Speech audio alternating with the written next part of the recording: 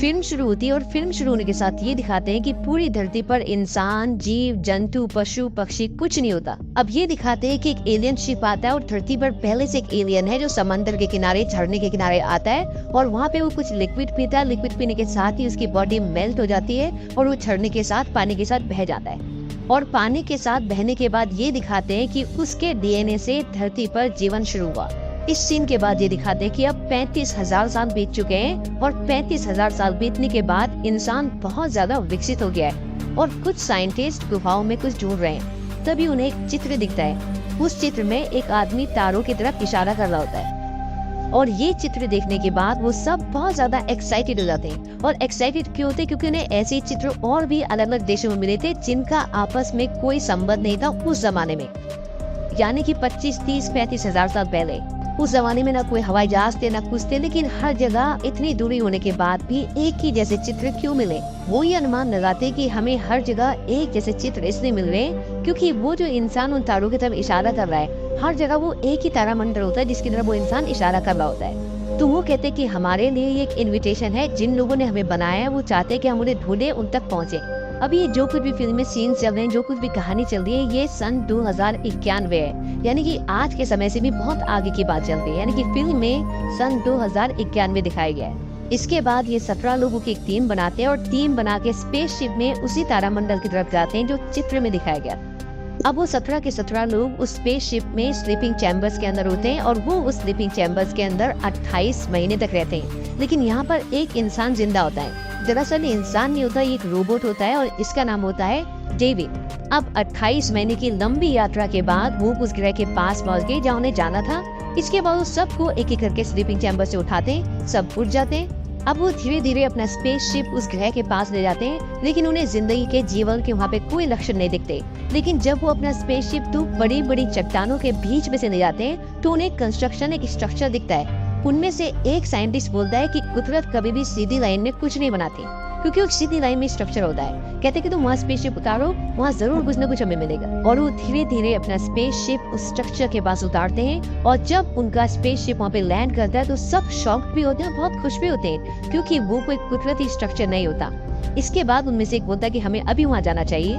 तभी स्पेसशिप का पायलट बोलता है कि रात होने में सिर्फ 6 घंटे बाकी है, तो हम कल सुबह चलते हैं। लेकिन उनमें से एक साइंटिस्ट बोलता है कि नहीं, मुझे अभी जाना है, मैं देखना चाहता हूँ कि वहाँ पर है क्या।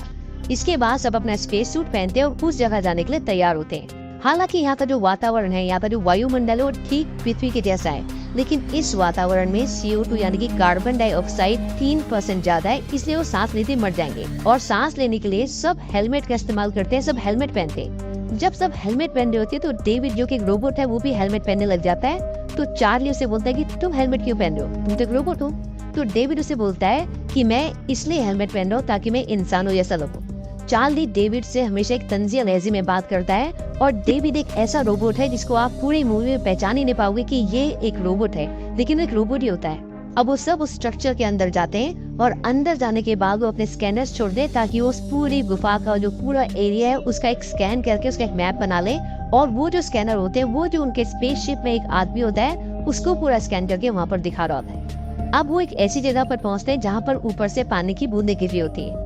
उनमें से एक लेडी बोलती है कि सूरज की गर्मी से मॉइस्चर, नमी बनकर ये पानी यहाँ पे गिर रहा है। तभी चार्ली अपने मॉनिटर में देखकर बोलता है कि यहाँ का जो वातावरण है वो पूरी तरह से सुरक्षित है, पूरी तरह से पृथ्वी की तरह है और यहाँ पर हम सांस ले सकते हैं। अब चार्ली अपना हेलमेट उतारना शुरू करता है। चार्ली की गर्लफ्रेंड मिस शॉ उसे मना करती कि हेलमेट मत उतारो, लेकिन वो अपना हेलमेट उतार देता है और उतारने के बाद उसे कुछ भी नहीं होता क्योंकि वहाँ का वातावरण पूरी तरह से सुरक्षित होता है। इसके बाद एक एक करके सब के सब अपना हेलमेट उतार देते हैं। अब इसके बाद जब सब आगे जाते हैं तो डेविड जो कि एक रोबोट है उसको दीवार में कुछ निशान दिखते हैं और उन निशानों में ग्लू जैसा एक चिपचिपा पदार्थ होता है।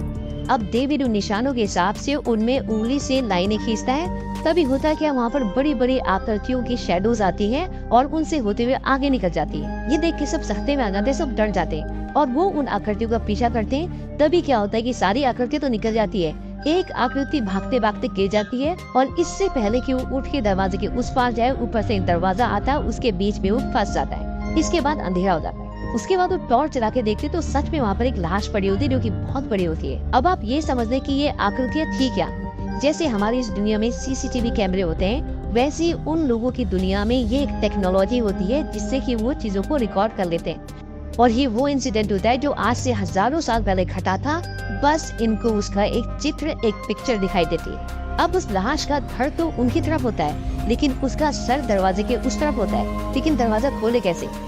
कभी डेविड दीवार पे उंगलियों से कुछ लकीरें खींचता है जो कि एक कोड होता है दरवाजा खोलने का, और दरवाजा खुल जाता है और दरवाजे के उस तरफ सच में उसका सर होता है। अब वो आगे जाकर देखते हैं तो वहाँ पर एक बहुत बड़ी पेंटिंग होती है, वहाँ पे घड़े टाइप के कुछ रखे होते हैं। अब उनके वहाँ पर जाने से वहाँ के वातावरण में कुछ बदलाव हो जाते हैं और वो पेंटिंग जो ऊपर बहुत बड़ी होती है वो गलना शुरू हो जाती है। तभी मिशो उन सबको बोलती है कि हमारी वजह से इस वातावरण में कुछ बदलाव आ गए, जल्दी वापस चलो। अब डेविड जो कि एक रोबोट है वो देखता है कि एक मटके में से काले रंग का कुछ लिक्विड निकल रहा होता है, और जब उस लिक्विड को चेक करता है वो कहता है कि जीवन के निशान, यानी कि जो एलियंस थे वो यहाँ पर नई नई प्रजातियां बना रहे थे। जिस तरह से उन्होंने इंसान को बनाया था उसी तरह से वो यहाँ पर कुछ नई प्रजातियां बनाने की कोशिश कर रहे थे। अब ये सब कुछ चल ही रहा होता है कि तभी उनके स्पेसशिप से उन्हें कॉल आता है कि जल्दी वापस आ जाओ, क्योंकि एक बहुत बड़ा तूफान आने वाला है और 15 मिनट में हम स्पेसशिप के दरवाजे बंद कर देंगे। और डॉक्टर शॉ जल्दी से उस एलियन के सिर को एक बैग में रखती है और वापस आने की तैयारी करते हैं। और डेविड जो कि वहाँ पर उन घड़ों में जो लिक्विड आ रहा था उससे निकलता हुआ देख रहा था, वो क्या करता है कि एक मटके को, एक जो घड़ा टाइप का होता है, उसको अपने साथ ले जाता और किसी को नहीं बताता। अब डेविड ऐसा क्यों करता है ये आपको आगे पता चलेगा। और अब जब वो पिरामिड से स्पेसशिप की तरफ जाते हैं तो यहाँ पे बहुत ही बेहतरीन सीन है, क्योंकि तूफान आ चुका है और जैसे ही वो स्पेसशिप पे पहुंचने वाले होते हैं कि वो सिर, जो एलियन का सिर होता है, वो बाहर गिर जाता है और डॉक्टर शॉ उसको बाहर लेने के लिए जाती है, उसको चार्ली बचाता। तो यहाँ पे बहुत ही बेहतरीन सीन है। अब बड़ी मुश्किल से ये सब स्पेसशिप में पहुंच जाते हैं, लेकिन अभी भी उनके दो लोग, उनके दो साथी वहीं पिरामिड में फंसे हुए हैं, क्योंकि जब ये सब वापस आ रहे थे तो वो उनके साथ नहीं थे, उनसे अलग हो गए थे। तो उन लोगों को वो वायरलेस पे बताते हैं कि आप आज रात को वहीं रहना, क्योंकि तूफान आ चुका है और सुबह हम तुम्हें वापस लेने के लिए आएंगे।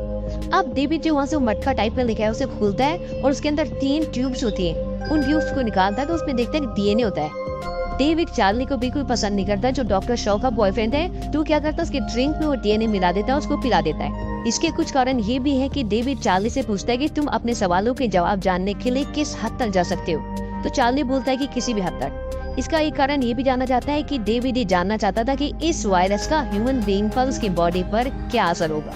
तो इन सब रीजंस की वजह से डेविड चार्ली को वो ड्रिंक पिलाता है। वहीं दूसरी ओर डॉक्टर शॉ जो उस एलियन का सिर लेके आई है, अब उस पर रिसर्च करना शुरू करते हैं। उसमें वो इंजेक्शन लगाते हैं, उसके सेल्स को करंट देते हैं तो उस सिर में जान आ जाती है, लेकिन उसको कंट्रोल नहीं कर पाते और करंट बढ़ता रहता है और वो सिर फट जाता है। उसके बाद उसका डीएनए चेक करते हैं उस एलियन का, तो हैरान हो जाते हैं क्योंकि उसका डीएनए और ह्यूमन का डीएनए बिल्कुल एक जैसा होता है। तो डॉक्टर शॉ बोलते हैं कि हम इनमें से एक हैं, यानी कि इन्हीं के हम वंशज हैं। अब उसी रात को चार्ली और डॉक्टर शॉ के बीच में संभोग होता है और सुबह सवेरे कॉल आती है कि हम जल्दी से वापस पिरामिड में जाना है, क्योंकि हमें अपने साथियों को लेके आना है। उनके वहाँ से कोई खबर नहीं आ रही। अब रात को क्या होता है कि जो 2 लोग पिरामिड में रह गए थे, उन लोगों को वहाँ पर एक सांप सा दिखता है। और ये सांप कहाँ से आता है? ये जो लिक्विड वहाँ से रिस रहा था, जो लिक्विड वहाँ से निकल रहा था, उसी में से एक जीव का जन्म हो जाता है। और वो सोचते हैं कि नॉर्मल सांप है, वो बहुत खतरनाक होता है और वो उन दोनों को मार देता है। जब सुबह वो सारी की सारी टीम वहाँ पे पहुँचती है तो उन्हें उनकी लाशें मिलती हैं। उन्होंने एक दिन पहले जो स्कैनर उस गुफा में, उस पिरामिड में छोड़े थे, वो एक जगह जाके रुक जाते हैं क्योंकि वहाँ पे दरवाजे होते हैं। अब डेविड अकेला उस तरफ जाता है और वो देखता है कि वहाँ पे दरवाजा है। वो उस दरवाजे को खोलता है तो देखता है कि वो बहुत ही अलग टाइप का एक चैम्बर होता है, कमरा होता है, जहाँ पे कुछ स्लीपिंग चैम्बर्स भी होती है, वहाँ पे एक चेयर होती है। अब डेविड देखता है कि वहाँ पर कुछ बटन्स हैं और जब वो उन बटन्स को दबाता है तो देखता है कि फिर दोबारा से एक पिक्चर चालू हो गई। जैसे एक दिन पहले एक्सरे टाइप की पिक्चर शुरू हुई थी, वैसे ही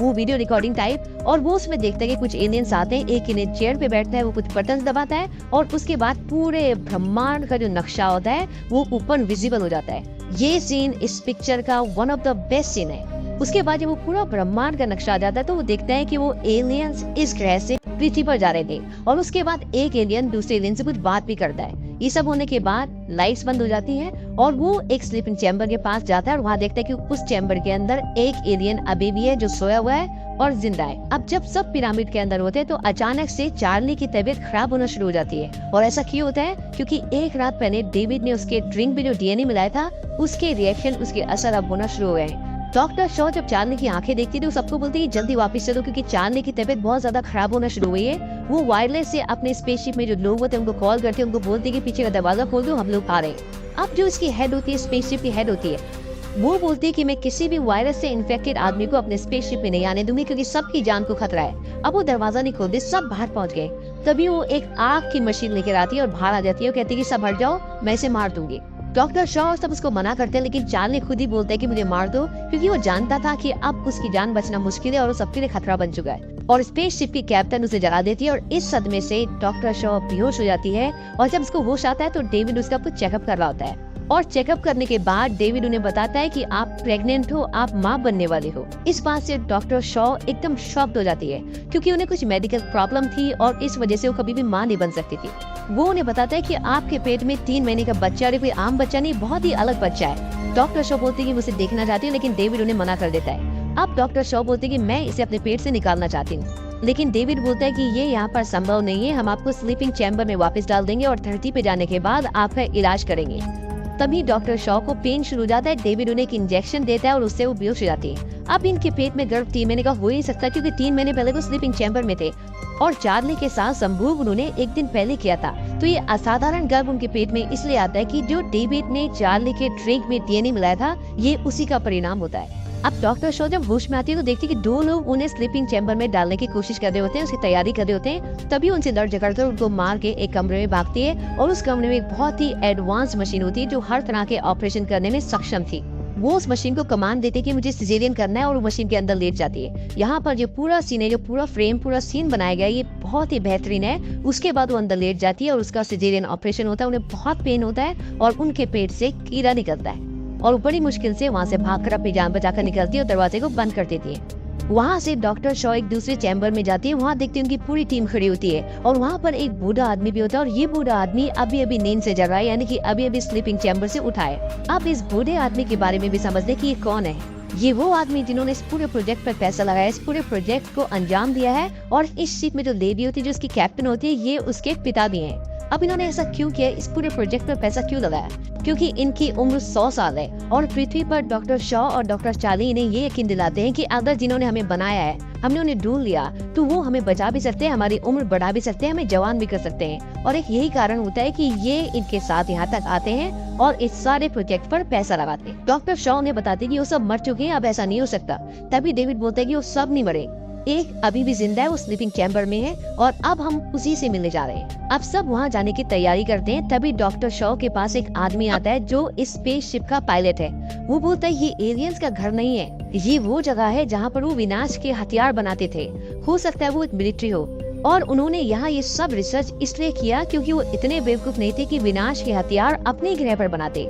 वो बोलता है कि उन सब घरों में एलियंस जीव भरे हुए हैं, उन्होंने उन जीवों को यहाँ बनाया, वो बाहर निकल आए और उन्हीं की मौत का, उन्हीं के खात्मे का कारण बन गए और अब हमें घर जाना चाहिए। डॉक्टर शॉ बोलते कि उनमें से अब भी एक जिंदा है। इसके बाद डॉक्टर शॉ और उनकी पूरी टीम दोबारा से पिरामिड में चली जाती है।